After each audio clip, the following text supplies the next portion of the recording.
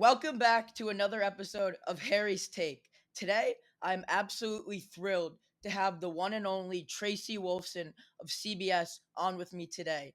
Tracy Wolfson is a prominent sportscaster for CBS Sports, renowned for her extensive coverage of the NFL, including multiple Super Bowls, as well as NCAA basketball and the NBA.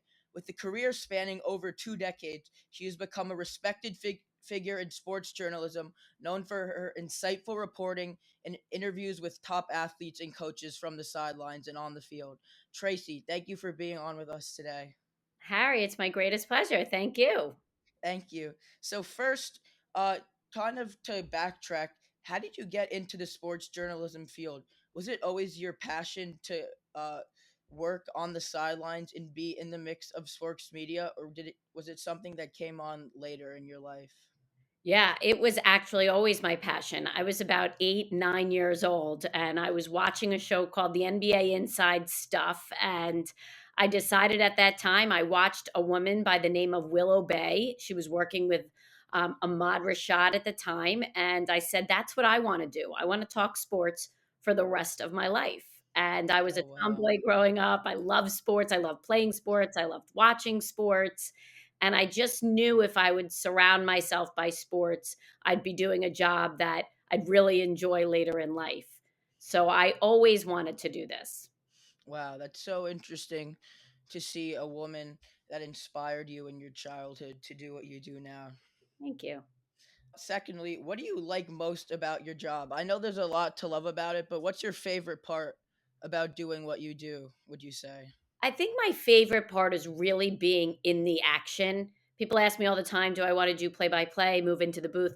I absolutely love the sidelines. I love the environment down there. I love the passion of the fans.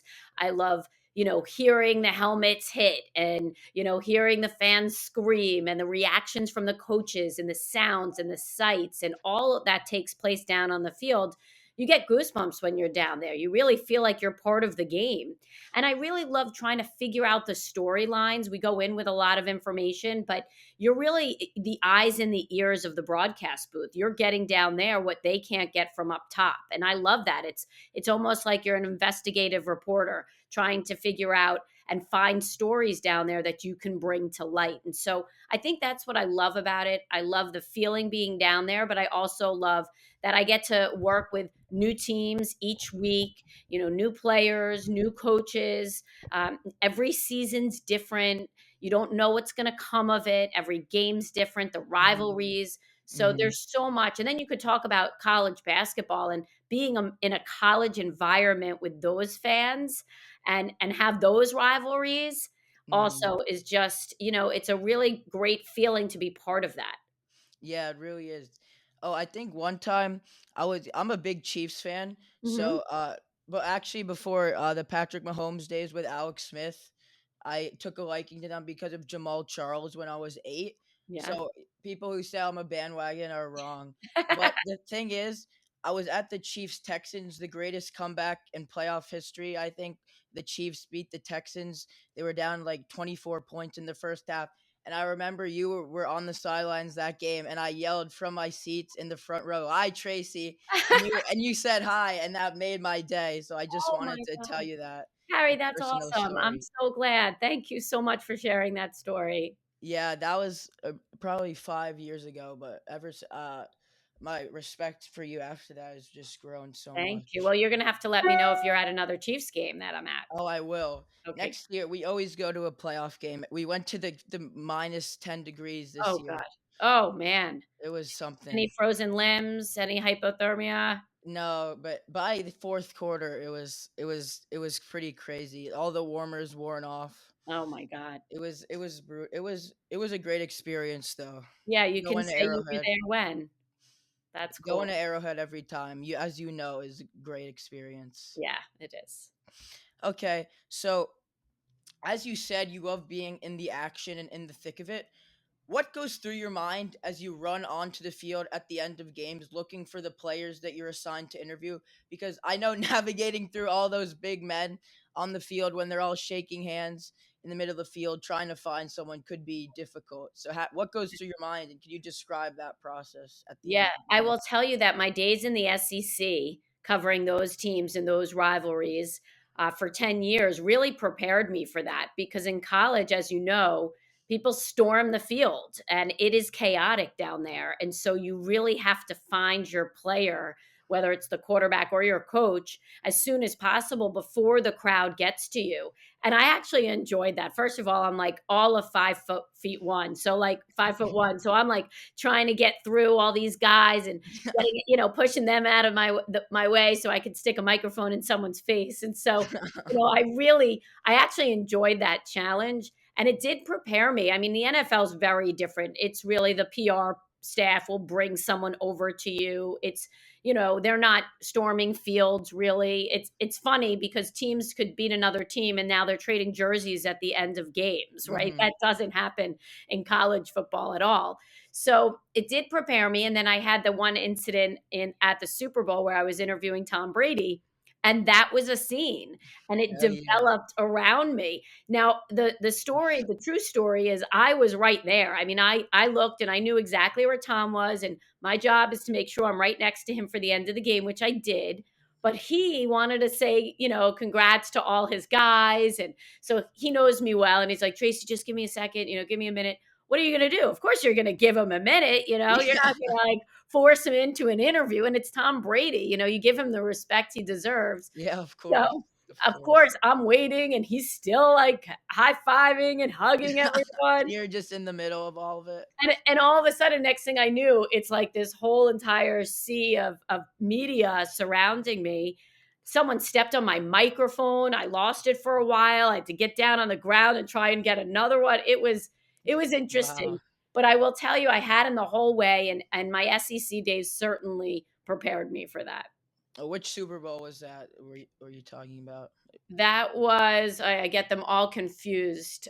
Super Bowl, not 50, 53, maybe it was. Oh So wow. up until this year, all the Super Bowls I did, except the Peyton Manning in Super Bowl 50, Tom Brady has won. Yeah. So it wasn't a very exciting Super Bowl. Oh If I yeah. remember, it was very low scoring, and it wasn't the COVID Super Bowl because we weren't allowed to do interviews like that. So Oh yeah. yeah, so it was right before it was the Super Bowl before COVID that I did. We did them every 3 years, now it's every 4 years. Yeah, because what do you think about the new media that's coming in to commentate NFL games, such as Paramount Plus, brother, sister company, whatever you want to call it, of CBS, Yeah. and people like Peacock and Amazon Prime? How do you think that adds to the game, but also takes away games from CBS? What do you think of all of these new networks that are getting games? Yeah, look, it's all about money and how much money the NFL could make, and I totally respect that, right? It is a business, and it's Hmm. also about appealing to the generations, and a new generation right now is not necessarily watching network television. They're watching all over on different streaming devices and different Hmm. tablets, and they don't have regular cable like, maybe some of the older generations do. Even myself, I got rid of cable and I have YouTube TV. So I watch everything on Paramount Plus and Peacock and Amazon Prime. So for me, it doesn't matter. I'll find it no matter where it is. But it's also very costly for the viewer. And so you're not going to see the viewership as much, as high as you would on a network. And I don't think the network games are ever going to go away because I think they're just too big. They've been there for too long, and you would Hmm. really alienate a large portion of your viewership. But I think they're trying to find creative ways to bring, streaming in and also to appeal to these new generations and to make more money. And they're doing a good job of it. I mean, they've capitalized on every day of the week basically. And then you see the Yeah. Christmas games. We had the last two Christmas games. We definitely didn't think they were going to do a Christmas game this year on Wednesday, but there they go and they get Netflix involved, right? Oh So wow. I mean, it's Yeah. pretty impressive what they've been able to do. Yeah, there's games on every day of the week when it Yeah, comes after college season. It's just crazy. crazy. Um, you talked about the people you work with, and I want to ask, how is working closely with Jim Nance for so many years and recently Tony Romo helped you become a better reporter from their knowledge, and also working with them? How has that helped you in your career? your bond I with love him? that. I love that question because it's helped me in different ways. Jim is a complete consummate professional, right? Been doing this for generations. The voice of golf, the voice of NCAA March Madness, and the voice of CBS NFL.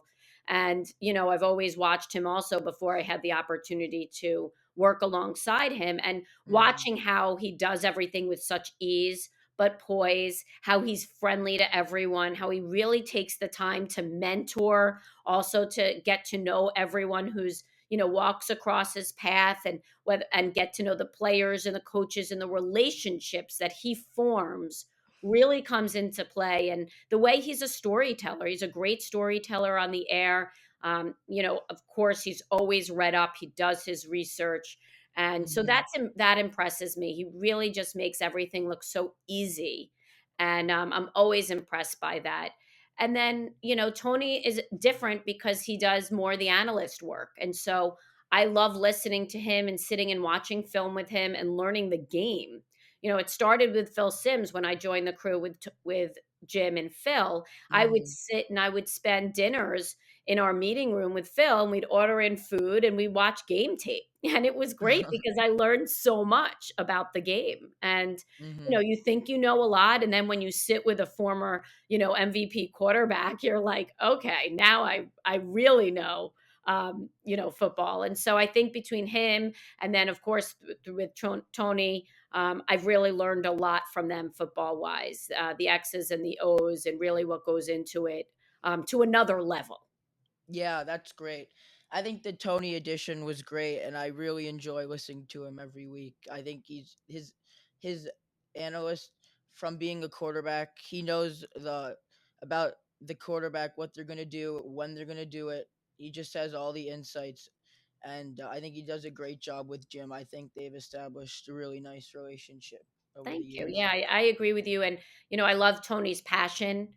That's the other Hmm. thing. He really, when he calls a game, it's like you're sitting alongside him. He doesn't Hmm. hold back. And so, I think, especially, right when he came on, I think that's what everyone caught everyone's attention. It was just unique, very Hmm. different than what people have heard before. Yeah. So you talk about uh the process before the game. For the week before the game, you know what game you're going to cover obviously, but what day in the week do you head to the city that you're covering? And I know that Jim and Tony do the interviews with the players and coaches before each game, before the week. Do you participate in those to get more stories for the week, or do you come later in the week? Yeah, so How I'll, does I'll go through our schedule. We're a complete team, so everything they do, I do. Where it's me, Jim, Tony, my producer, my director, one of our assistant producers, one of our research guys, Tony's assistant, Jim's assistant. We all meet together. So whatever we do, they do. And so basically, it's kind of like Groundhog Day, where you're, you know, doing the same thing each week. It's just different teams, right? Mhm. And so I'll just take you through a week because I usually get home on either a Sunday night very late or a Monday morning, depending on where I am. And that's usually kind of a rest and recap day. And then Tuesday, you start focusing on the next two teams. Most teams have off Tuesday, so you're kind of recapping what happened, maybe watching the film from the week before, and really Mhm. trying to set up the storylines and between these two teams. Wednesday, more of the same. Maybe I start making calls to players or to coaches and say, oh, this is something I'm looking at, or the PR staff, this is a storyline I want to follow. And same with Thursday. And I do a lot of stuff. I get a lot of information off Twitter. I follow beat reporters for every single team because they're the Mhm. ones who are with them every day of the week. So, everyone that works for the Kansas City Star, they're with the Chiefs, right? So, they're the ones to follow. And so I really follow Twitter a lot. And then I do a lot of research through on my own. And then CBS sends us a lot of research as well. So we're really not short in the research department, a lot of information to sift through.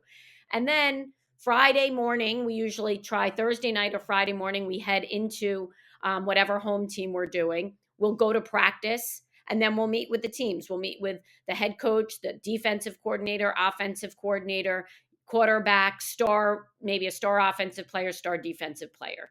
And Mhm. those meetings will last anywhere from 2 to 4 hours, and we do take in practice, and it's great. It's at the facility, and it's I love that because nowadays you can do some of that on Zoom. Some Mhm. teams prefer that, and sometimes our schedules get in the way, or sometimes we've seen a team like the Chiefs 5 times. You don't need to go see them in person anymore, you know. But Mhm. to me, I like watching and talking to them in person. One, it establishes a rapport, but they also could see your expression more and maybe forced to be answered something a certain way. So that's great. And of course, watching practice, you get a lot out of. And then Friday night, it's really fun. We all go out for a nice dinner together, which is great because you're on the road away from your family. So that's kind of like a fun time because you're missing them back home. So this is like your family on the road. And then Saturday, you really have off in the morning because most away teams don't come in till Saturday night. So as Mhm. soon as they land, we go to their hotel and we do the same thing with those teams. They don't practice, so we don't watch their practice. And then basically head out to the stadium, 4 hours before game time, and do more research and talk to more players and coaches on the field. Get your last minute information, rehearse a little bit. We have a production meeting Saturday night usually to go over everything, and then we kick off, and then we do it all over again the next week. Yeah. Well, that's a very busy week. It is. But It's a busy schedule, but it's nice during the week. You can manage it all on your own time, which is really good. that's great. Similarly to what you were saying earlier, could you describe a little more in depth what is it like getting the real time injury alert? Because oftentimes we get Jim, oh, we're going down to Tracy to hear about this interview or to hear about this injury. So how do you get the information so fast and get it out into the media? Yeah, I'm glad you asked that because it's very different in college than it is in the NFL. In college, or at least when I was in the college game, it was very much like find it out. You can say what you say. Sometimes they'll give it to you, sometimes they won't. In the NFL, you can say what you see, but you got to be really sure and you don't want to Yeah. speculate. And you could say they're working on his left knee, but until you get the real official information, you can't release it. And that comes from the PR staff. And there's always a PR rep on the field. And so my coordination with him is really, or her, is really important. And a lot of times they can't release anything until they tell the owner or they tell everyone in the booth or they release it on Twitter or whatever, however their protocol is. And then I Hmm. get it. Sometimes it's all at the same time. I don't like to miss the injuries though, because I know everyone watching at home is saying, "What happened? What happened? I need it." Fantasy, Yeah. all of this. So my guy going back in, and so I like to give something. A lot of times, though, it's hard to get it right away because the game is in a certain situation. We might be going to commercial. We might be getting an update. We might be Hmm. in the red zone. It might be third down and they're going to be kicking off or going to commercials. So it might be a timeout. So it's really hard to find that time. But that's the coordination between me and my producer. And I say, I've got the injury update. And he tries to get to me as quickly as possible.